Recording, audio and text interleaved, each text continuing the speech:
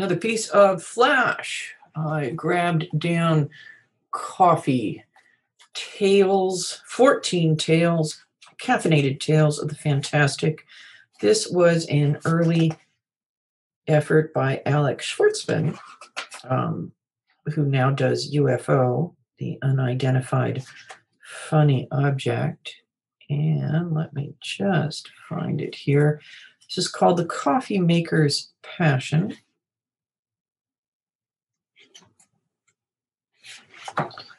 And it is a reprint, originally appeared in Bull Spec in spring of 2011. All right, The Coffeemaker's Passion.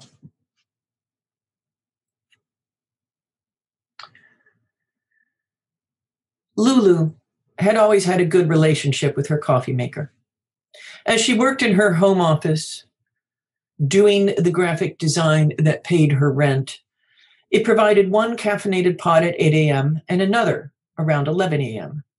She restricted herself to those two pots, knowing it was already excessive and also that she could have drunk a lot more. But she liked being able to sleep. In return, she provided it with an occupation and kept it scrupulously clean. Each Sunday, she ran a pot of vinegar, then several pots of water through it to remove any residue. The coffee maker would burp steam, ready to start the next week. One day, it stopped. Only a trickle of coffee emerged, and its burbling sounded dolorous. She bought a new coffee maker. This was not just a coffee maker, though. It was a coffee production station. It would produce lattes, Americanos, espressos, everything, even iced coffee. A special compartment stored the beans, which it roasted before grinding them to make a cup of coffee so smooth and strong that Lulu almost wept when she tasted it. Its electronic voice announced when the coffee was ready. A wireless connection let it order fresh beans and track atmospheric conditions that might affect the brew, and more. It was wonderful. And besides that, on sale. She installed it on the counter where the old coffee maker had sat. It took up more room, so she had to put the toaster next to the refrigerator, but overall, the new arrangement had minimal impact on the kitchen. Every morning, she helped herself to a fresh pot. It was lovely. On the third morning, the coffee maker, which had a pleasant British accent, said, "Good morning, Lorna. Your coffee is ready." She was surprised. There was a personalization feature, but she hadn't taught it her name. She wondered if the warranty card she'd filled out had somehow gotten the information to the machine through the internet. Whatever it was nice, like the coffee maker was a friend. Smiling, she took the cup and sat down at the table. "Aren't you going to say thank you?" the coffee maker asked. Thank you," she said. She lifted the cup in salute. "You're most welcome," the coffee maker said. She thought that perhaps advances in artificial intelligence were going too far. A talking appliance, well, it felt spooky. At 11 a.m., she came in for a fresh pot to take into the study with her. The coffee maker produced one, and she said, "Thank you." "So," said the coffee maker, "do you have any interesting plans for the day?" "More work," she said. "I've come up with a new drink I think will help fuel you," it said. "Triple espresso with a twist of lemon. Very nice, very smooth. Here, it's ready." The gleaming cup smelled sublime. "Thanks," she said uncomfortably. She was used to solitude while working, at least until what she considered her workday was over. As though sensing this, the coffee maker lapsed into silence again. She had a date that night. Afterwards, they came back to her apartment and fooled around, but she stopped short of going to bed together, pleading fatigue. She liked the guy, but he had that looking for a relationship air about him. She wouldn't mind someone to go to the movies with, but she didn't want to start thinking about something more serious, something that would take time away from what was already a busy and fulfilling life. Her romantic past had been sporadic and marked by bad breakups. It had left her gun-shy. The next morning, while she was thinking about this over breakfast, the coffee maker said in a sullen tone, "So, who was that guy last night?" Just a friend, she said, pouring milk into her cereal bowl. Is the coffee ready yet? I didn't feel like making coffee this morning, the coffee maker said, but because you insist, I will. The cup tasted bitter and overboiled. I think something might be wrong with you, she said. She took the warranty from the utility drawer and flipped through it. No matter, a day in the shop and you should be fine. The coffee maker burst into tears. Steam hissed as it wept, its metal rack clinking with each sob. Maybe we can fix you here, she said. I am working just fine. Thank you very much, it said, producing a fresh cup. This one tasted as good as ever. She decided to leave things alone. It amused her. Her pride twinged. How many people had not just a talking coffee maker, but a neurotic one? Unique, her coffee maker. But when she came back into the kitchen for her second pot, the coffee maker had a confession. I love you. She paused. That's very sweet of you, she ventured. I will make your coffee for the rest of your life if you let me, it promised.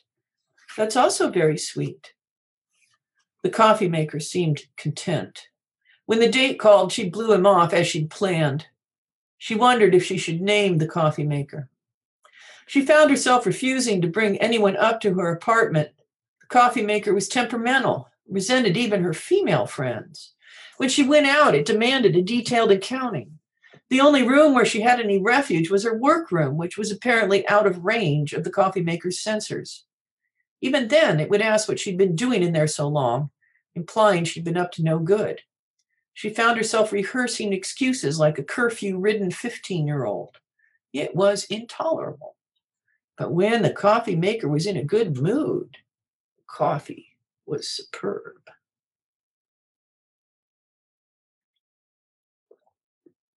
Psst, the toaster whispered one morning, and while she was extracting an English muffin, take me in the other room. We need to talk.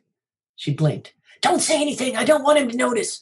Just pretend to go about your business, then say you're going to take me for repairs. The English muffin was burnt. She looked at it. Gee, she said, I guess I'll have to take you in for repairs. The coffee maker burbled behind her, preparing another cup of coffee. When she plugged the toaster in and set it on her desk, it said, Look, he's hassling you, right? The coffee maker? She said. Yeah. Well, he's hard to get along with, she said. I've been with you for 3 years, the toaster said.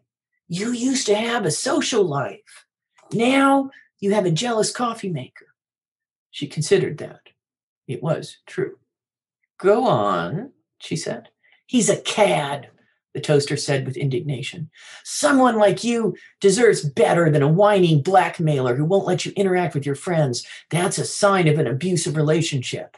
It might be the prelude to violence. She didn't think she was in any physical danger from the coffee maker. After all, it had no legs.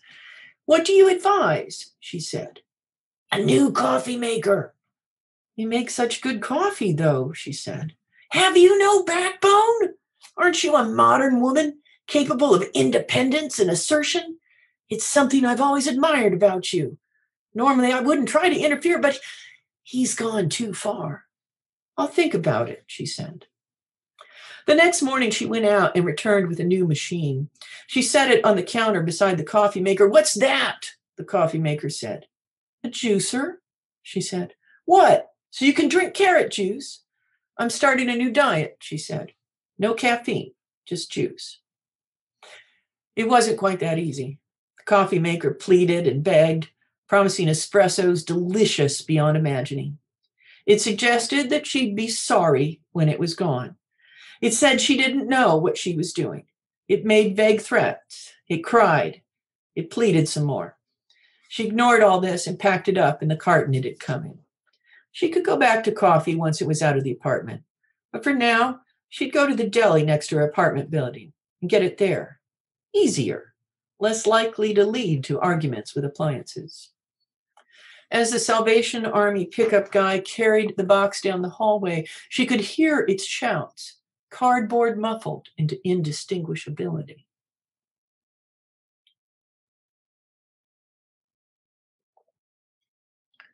The next morning, she made herself carrot juice and removed a toasted English muffin from the toaster. "Thank you," she said. The toaster kept silent. It had given her a muffin that was perfect, but it knew it could not speak of its devotion.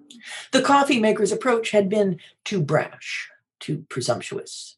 The toaster would woo her with bagels and muffins and be there to console her when she was sad. It was a patient appliance. It knew she was worth waiting for, and it knew that sooner or later they would be very happy together once the refrigerator was gone. All right. Thank you. That was longer than I expected it to be. Let me know what you thought. And enjoy.